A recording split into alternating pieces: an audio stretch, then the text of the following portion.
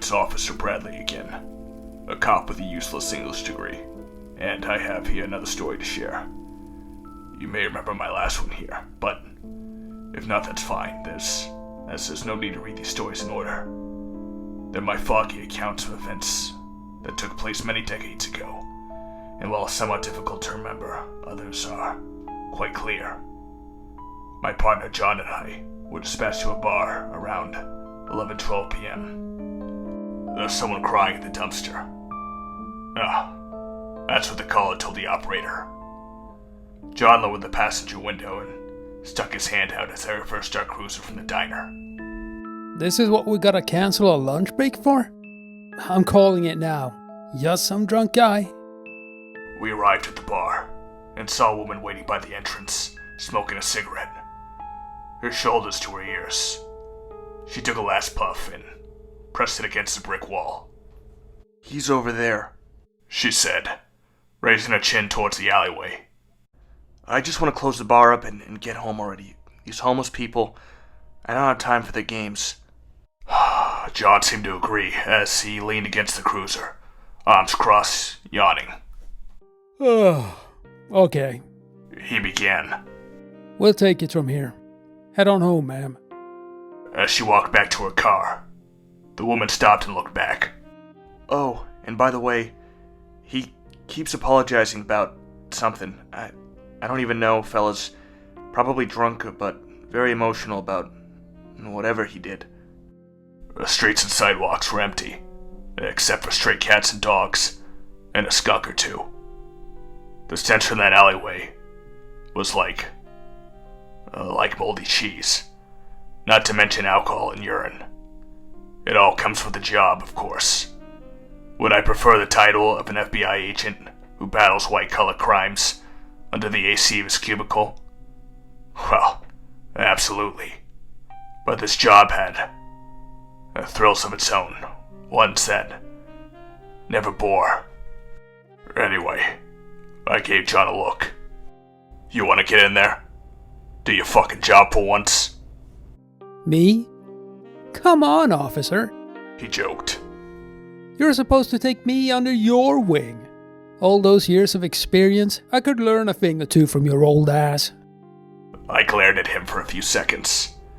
Afterwards, he sarcastically remarked, Okay, fair enough.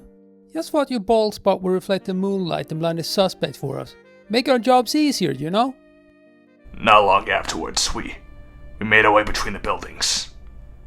There was only black. The sodium streetlights casted our shadows onto the wall, like a couple of armed men pursuing a burglar in a cartoon.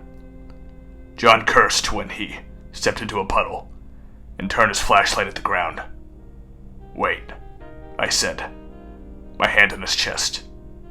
"You hear that?" We listened in. Drops of water fell to a drain and splashed deep on the ground. A family of rats scratched somewhere in the corners. Crispy leaves brushed against concrete. And a mysterious man sobbed.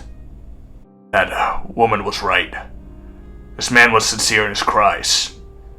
We couldn't understand most of what he uttered, not least because he was hiding and speaking in gentle whispers. But the words, "I'm so sorry," and "God forgive me," were audible and repeated.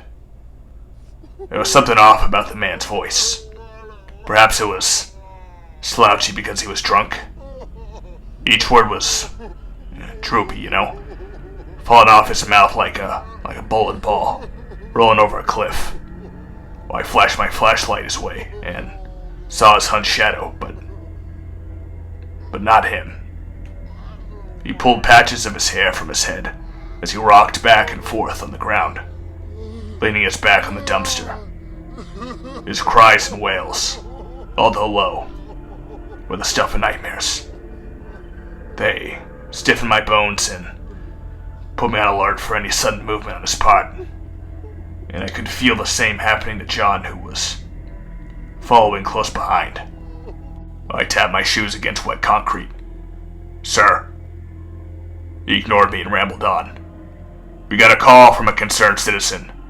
Said someone was crying in an alleyway," I said. Yet, still nothing. I looked over my shoulder.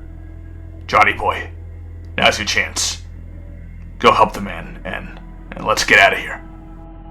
John hesitated a moment, and flashed his light at the man and approached him. The man moved so his back was to us, and we could see the missing hair from his head. But we still hadn't identified him. All the information he gave us was constant apologies for some crime he claims to have committed. Oh, I'm so sorry, God. Please forgive me. John squinted and leaned towards him. You see that? The man's earlobes dripped blood. Suddenly, a scream. Not from the man, but from across the alleyway by the park. We rushed towards it, leaving him behind. We ran towards what we believed was an actual emergency, an actual situation that needed our attention. But the truth was that my partner and I were glad to have an excuse to get the hell out of the alleyway and as far as possible from that man. When we reached the park, we found a woman, panting and crying with a barking German shepherd at her side. Her hands cupped her mouth and nose as she retreated from the dead body on the ground. Some poor old lady lay on the park pathway, her face missing. The jogging woman suddenly let out another blood-curdling scream as she jumped and pointed at someone behind us. It was the man. He followed us from the alleyway, and when we saw him, we knew why his words sounded slouched and muffled. We knew why he apologized over and over again. We knew now what he had done. Please, I didn't mean to. He yelled, grabbing at his eyes and limping towards us. The man had somehow stitched someone else's face over his own, and it looked like that of a woman's. An older one. We had put two and two together and arrested him for the woman's murder. He cried and yelled and even charged the paramedics, proclaiming his innocence even after confessing. He said he was forced to do what he did, claiming that if he hadn't, then the man in the sewer would come for him. When John and I had finished our reports that night and got back into our cruiser, there was silence. I knew then that he was a changed man, this rookie. Myself? No, not so much. But although I had experienced these things before, they never failed to petrify me. I knew of the sleepless nights to come from this experience. I gave John a lecture with the side of my eye as I turned the key and drove us out of there, opening his window for him. Hey, have some fresh air, buddy. But he was expressionless, and with each street light we drove under, I saw the sweat in his forehead and around his eyes. I didn't tell John what I'm about to tell you. He wouldn't have been able to handle it. When we finally got into the cruiser and reversed out of there, I saw something. John couldn't get in the car and slam the door quick enough, but no, I took my time, and by doing so, I witnessed it. As I put my hand on the driver's side door to open it, I caught a glow in the distance. Down a street, I saw a pair of glowing eyes descended into the ground, back into a sewer, closing the cap over itself.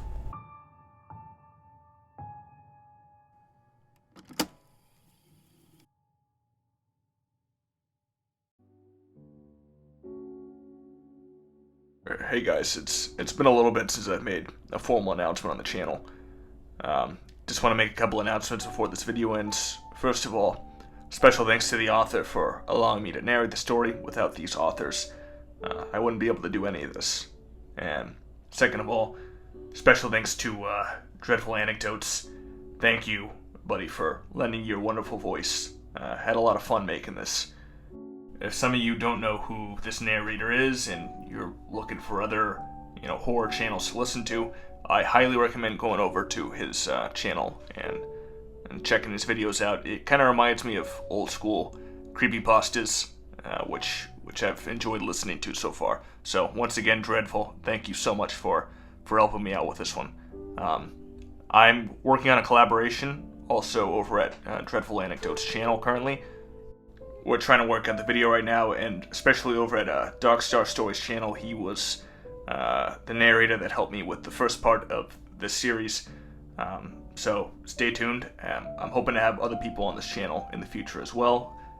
This was part 2 and the closure of this mini-series. I'm going to be working on another one coming up pretty soon, a mini 2-part series, and I have other series that are going to be coming up after that with other voice guests from other channels. I'll make a post and leave a link to Dreadful Anecdotes channel in the description. Thank you for watching. If you like what you heard, like, comment, and if it so behooves you, subscribe. It helps out the channel a lot. You guys have a good night, stay safe, and stay tuned.